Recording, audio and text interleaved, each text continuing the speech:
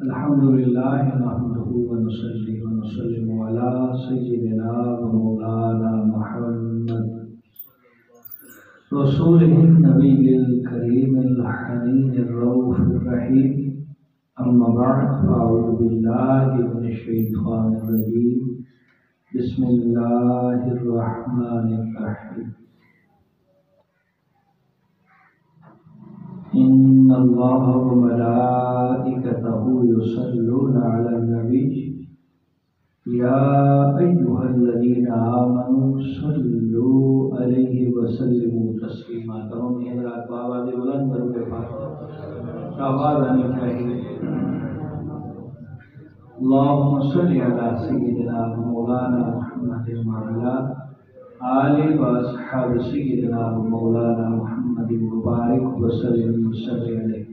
الصلاۃ والسلام علیک یا رسول اللہ وعلی آلک واصحابک یا حبیب اللہ. الصلاۃ والسلام علیک یا شفیع المذنبین وعلی آلک واصحابک یا رحمۃ للعالمین. بعد الحمد و ثنا نہایت واجب الاحترام دوستوں، بزرگوں، عزیز ساتھیوں، مالک کریم کی طرف سے میں اور آپ آج کے بابرکت جمعۃ المبارک کے دن اللہ رب العزت کی پسندیدہ جگہ مسجد میں جمع ہیں. دعا فرمائیں مالک کریم ہم سب کا یہاں آنا، مل بیٹھنا، ذکر اذکار کرنا اپنی پاک بارگاہ کے اندر شرف قبولیت عطا فرمائے. وقت بہت مختصر ہے، صرف ایک دو روایات جناب کی سماعتوں کی نظر کرنے کے بعد میں اپنی گفتگو کو وائنڈ اپ کروں گا. آپ حضرات نے توجہ فرمائی تو لطف آئے گا. عزیزان محترم و محتشم، علم ایک بہت بڑی لازوال نعمت ہے. علم انسان کو ممتاز کر دیتا ہے. علم انسان کو ایک نئی پہچان عطا کر دیتا ہے.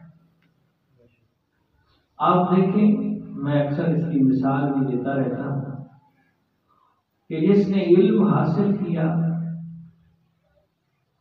تو رب کائنات اس کو دنیا کے اندر ایک الگ اور نئی پہچان عطا فرماتا ہے. اسی علم کی بدولت ہم جیسا بندہ بھی ہو اس کے لیے اسٹیج پہ اس بچھاتے ہیں اور بٹھاتے ہیں. نہ ہم نے کبھی اس سے اس کی قوم، قبیلہ، خاندان، تعلق کبھی نہیں پوچھتے.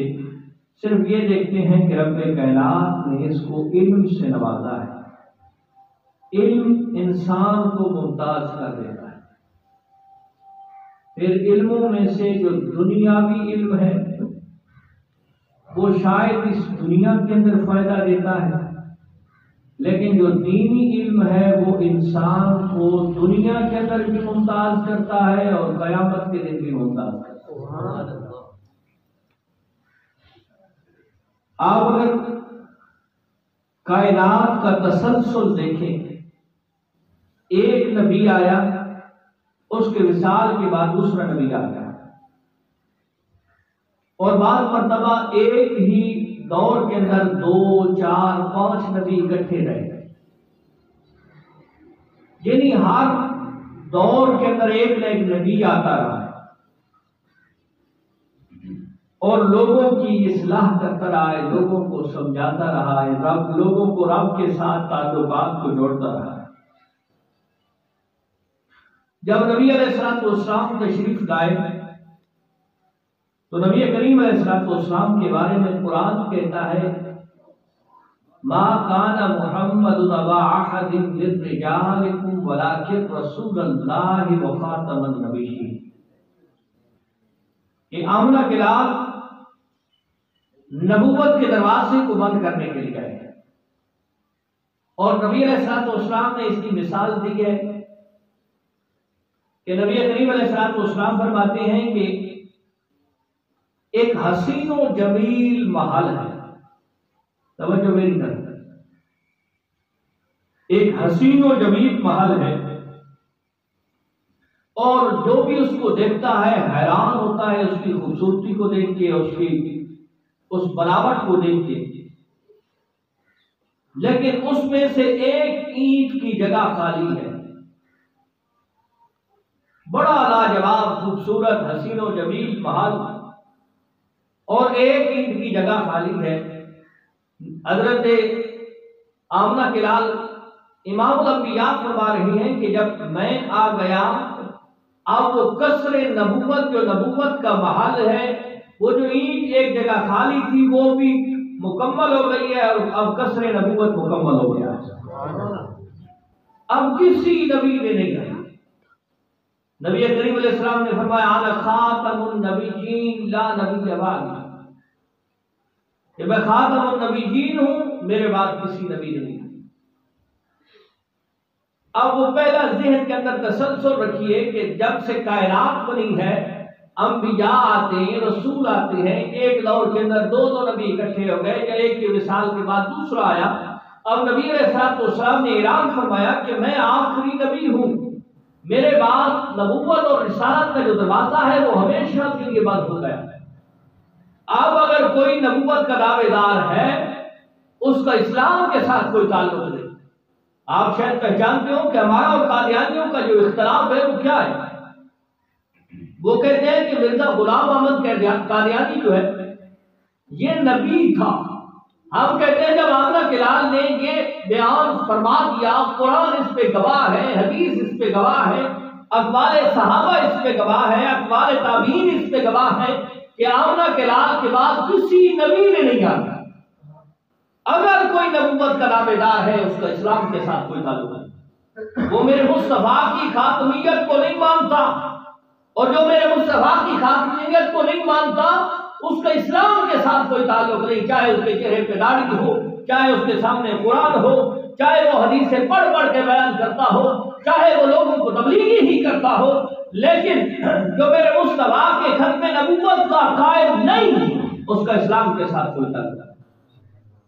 یہ ہمارا اور قادیانیوں کا آپ کہہ لیں کہ اختلاف ہے۔ قادیانی کہتے ہیں کہ جی نبی علیہ السلام کی بات نبی آ سکتا ہے، وہ مرزے کو نبی مانتے ہیں، اور واحد ایسا مطلب فکر ہے کہ جو ظاہری اعتبار سے آپ کو مسلمان نظر آئے گا، لیکن باطنی اعتبار سے اس کو اسلام کے ساتھ کوئی تعلق نہیں۔ سمجھ آ گئی؟ اب ذہن کے اندر ایک خیال اٹھتا ہے جناب، آپ کہتے ہیں جب سے کائنات بنی ہے، کائنات بننے کے بعد نبی رسول آتے رہے ہیں، حتیٰ کہ امام الانبیاء کی باری آ گئی ہے، لیکن امام الانبیاء نے آ کے نبوت کے دروازے کو جو بند کیا ہے، اب اس امت کا کیا بنے گا؟ اس امت کی تعلیم و تربیت کون کرے گا؟ اس امت کو کون سنوارے گا؟ اس امت کے مسائل کو کون حل کرے گا؟ تو میرے مصطفیٰ کریم علیہ السلام نے فرمایا میرے بعد میری امت کے اندر علماء آئیں گے جو بنی اسرائیل کے نبیوں جیسے ہوں گے۔ بولو بولو، یعنی نبوت کا دروازہ تو بند ہے، اب نبی نہیں آنا، لیکن امت مصطفیٰ جس کے بارے میں قرآن کہتا ہے کنتم خیر امہ، کہ یہ بہترین امت میرے مصطفیٰ کریم علیہ السلام کی امت۔ اب 15 صدیاں گزر گئی ہے میرے مصطفیٰ کریم علیہ السلام کو اس دنیا سے ظاہری اعتبار سے پردہ فرما جانے کے بعد، لیکن اس امت کو کس نے سنبھالا؟ میرے مصطفیٰ کریم علیہ السلام سے اکتساب فیض کیا ہے صحابہ سے تابعین سے تبع تابعین نے، اور یہ چلتا رہا دور۔ کائنات کے اندر واحد ہستی میرے مصطفیٰ ہے کہ جن کے سیرت کو بھی کما حقہ محفوظ کیا گیا ہے، اور میرے مصطفیٰ کے فرامین کو بھی محفوظ کیا گیا ہے، اور میرے مصطفیٰ کے پہ لا رحم کتاب جو نازل ہوئی ہے اس کو بھی محفوظ کیا گیا ہے۔ اب یہ ذمہ داری کس کی ہے؟ امت کی اصلاح کی جو ذمہ داری ہے وہ علماء کی۔ میرے مصطفیٰ کریم علیہ السلام کی حدیث پاک ہے، اور یہ بخاری شریف کے اندر بھی ہے، مشکات شریف جو کہ میرے سامنے کھلی ہوئی ہے اسی کے اندر یہ موجود ہے۔ نبی کریم علیہ السلام نے فرمایا بلغوا انی ولو آیا، میرے مصطفیٰ کریم علیہ السلام فرماتے ہیں لوگوں کو پہنچاؤ اگرچہ ایک آیت ہی کیوں نہ. یہ ہر مسلمان کا حق ہے، پہلے خود سیکھے پھر دوسروں کو سکھائے. بلغوا انی ولو آیہ، کہ پیغام پہنچاؤ، میرے پیغام کو پہنچاؤ. اب یہاں ایک بات اور بھی ہے اور اس کی حدیث کے اندر ہے، اور وہ کون سی ہے؟ ومن کذب علیہ متعمدا فلیتبوأ مقعدہ من النار.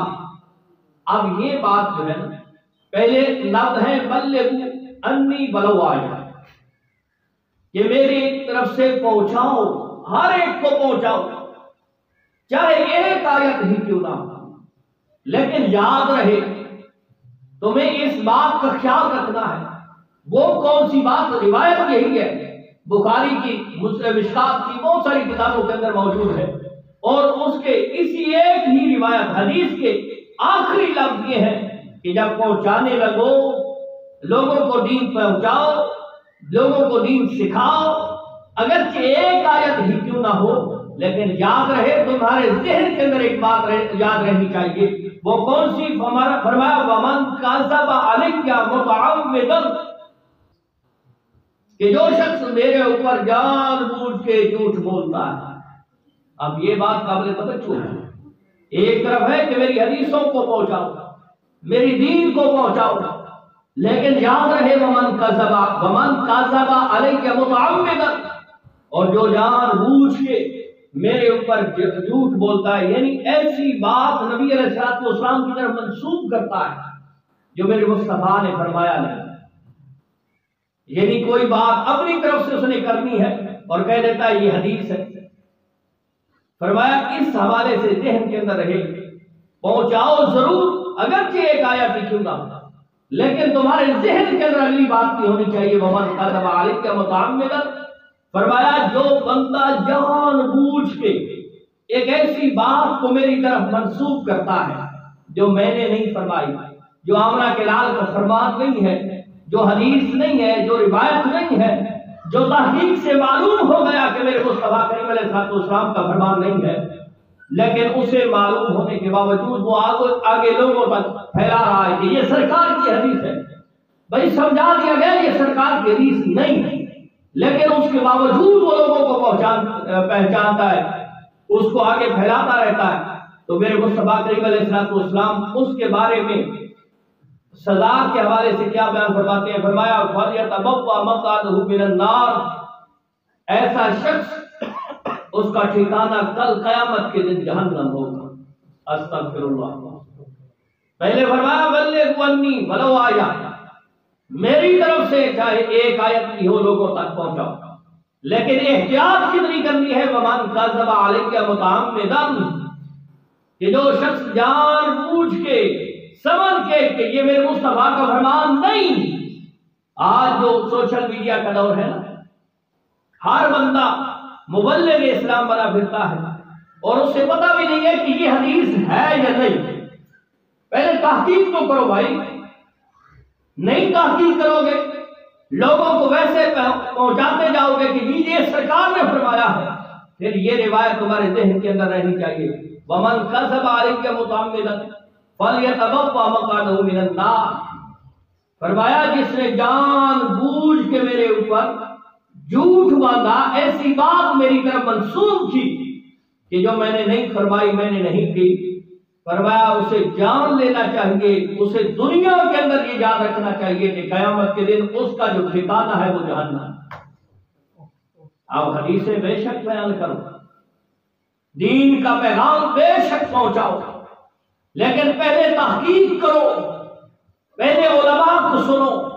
علماء سے تم جب تربیت حاصل کر لو، جب تمہیں 100% یقین ہو جائے کہ یہ آمنہ کے لال کا فرمان ہے، پھر بے شک پہنچاؤ، پھر بھی اس حدیث پہ عمل کرتے ہوئے لوگوں تک پہنچاؤ. لیکن جب تمہیں تحقیق نہیں، آج ہمارا معاشرہ سب سے بڑا بربادی کی طرف کیوں جا رہا ہے، اس کی ایک وجہ یہی ہے کہ ہم خود دین سیکھتے نہیں ہیں. ہم نے لوگوں سے سنا، کوئی تحقیق نہیں کی. فلاں بندہ کہہ رہا تھا، بھئی کون کہنے والا ہے؟ یہ ایک ایسا دین ہے میرے مصطفیٰ کا، آمنہ کے لال کا ایک ایسا دین ہے، یہ جو سامنے میں نے حدیث پڑھی ہے یہ ٹوٹلی سرکار تک جائے گی کہ سرکار امام بخاری نے اسے نقل کیا. امام بخاری نے کس سے سنا ہے؟ اس نے کس سے سنا ہے؟ اس نے کس سے سنا ہے؟ اس نے کس صحابی سے سنا ہے؟ اور صحابی نے کیا سرکار سے سنا ہے؟ اس کو سند کہتے ہیں. اور سند واحد دین اسلام ہے کہ اس کی حدیثوں کو باقاعدہ سند کے ساتھ نقل کیا گیا ہے. اور درمیان میں اگر کوئی شخص ایسا آتا ہے کہ اگر وہ جھوٹ بولتا تھا یا اس کا حافظہ کمزور تھا یا جس سے وہ نقل کر رہا ہے بیان کر رہا ہے کہ میں نے فلاں سے سنا ہے اس کی اور اس کی ملاقات نہیں ہوئی، ایسی حدیث کوئی قابل قبول بھی نہیں. واحد کائنات کے اندر واحد دین میرے مصطفیٰ کا دین ہے. کہ آمنہ کلال کی یہ روایت میں نے جو بخاری کی آپ کے سامنے پڑھی ہے اس کی باقاعدہ چین ہے، وہ سلسلۃ الذہب ہے، وہ درمیان میں سارے بندے معلوم ہیں. یہ نہیں ہے کہ کوئی کہہ رہا تھا. اسلام میرے مصطفیٰ کی حدیث کے اندر کوئی کہنے والی بات نہیں ہے. پتہ چلتا ہے کہ کس نے کہا ہے اور وہ کہنے والا کس حیثیت کا بندہ تھا. عالم تھا، قاری تھا، حافظ تھا، عقل مند تھا، حافظ مضبوط تھا، تب اس کی بات قابل قبول ہے. اس لیے تو دین ہمارے طرف جہاں پہنچا. آخری بات اور پھر گفتگو کو سمیٹتے ہیں. یاد رہے کہ نبی کریم علیہ الصلوۃ والسلام نے فرمایا لا حسد الا فی اثنتین. کہ نبی کریم علیہ الصلوۃ والسلام نے فرمایا کہ حسد نہ کرو. حسد ایک ایسی بیماری ہے جو انسان کی نیکیوں کو اس طرح کھا جاتی ہے کہ جس طرح میرے مصطفیٰ نے مثال دی ہے جس طرح دیمک لکڑی کو کھا جاتی ہے، حسد تمہاری نیکیوں کو کھا جاتی ہے. حسد کیا ہے؟ حسد ہے رب کی رضا پہ راضی نہ ہو. کسی بندے کو عزت ملی ہے تو دل کے اندر یہ ہر وقت رہنا کہ یار اس سے کیوں عزت مل رہی. کسی کو رزق ملا ہے تو دل کے اندر ہر وقت خیال رہنا کہ یار اس سے کیوں رزق مل رہا ہے. بھائی دینے والی ذات رب کی.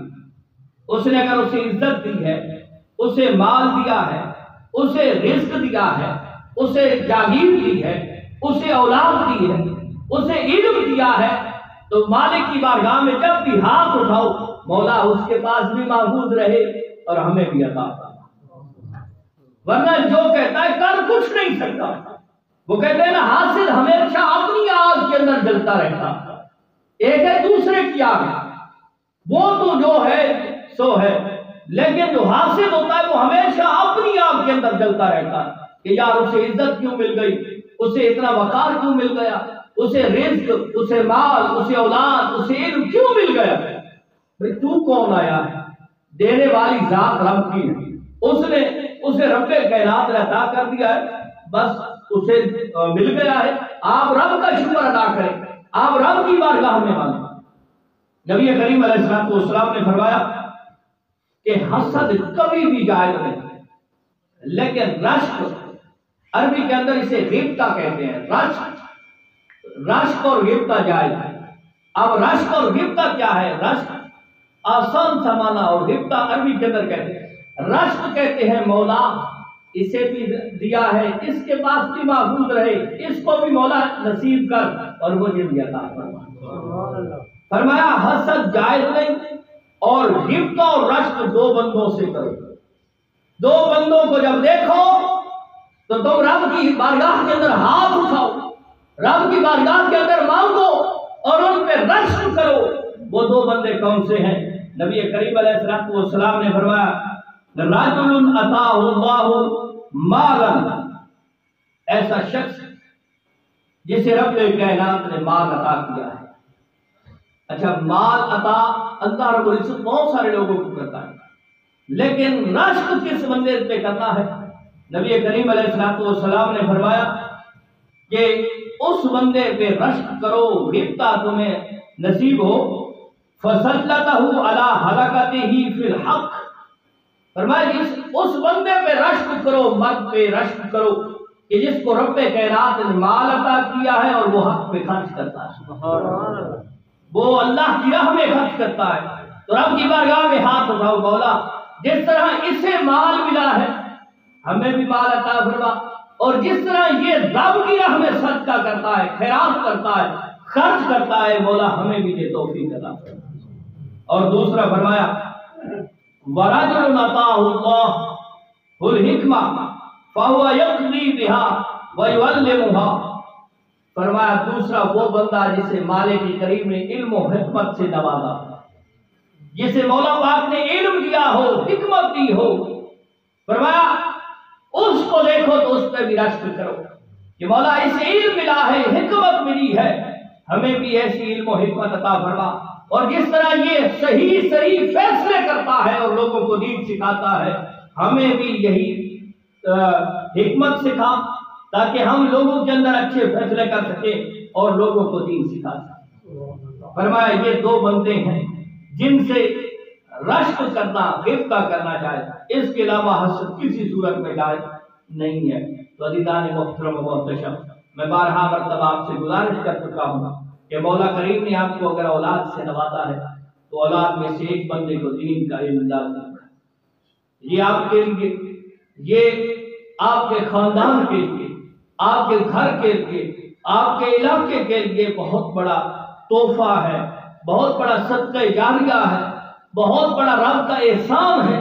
نبی کریم علیہ السلام کی حدیث پاک ہے، اس سے آگے والی حدیث جو ہے نبی علیہ السلام نے فرمایا کہ رب کائنات جب کسی سے بھلائی کا ارادہ فرماتا ہے تو اسے علم دین اور علم نافع عطا فرما دیتا ہے۔